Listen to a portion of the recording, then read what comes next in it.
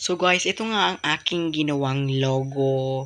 Alam niyo na yung logo para sa MTech. So ang ginawa ko diyan is yung iba dinrawing ko kasi medyo mahirap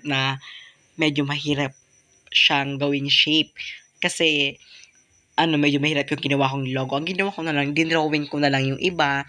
Tapos yung iba naman, kinuha ko sa mga shape katulad ng heart, family, ganyan. Yan, mga nilagay ko na lang sa mga text. Tapos yung iba naman, dinrawing ko na lang para hindi na ako mahirapan. So, ayan guys, yung makikita nyo naman, para siyang drawing, medyo pangit, pero okay naman na siya. So, sana magandahan kayo at sana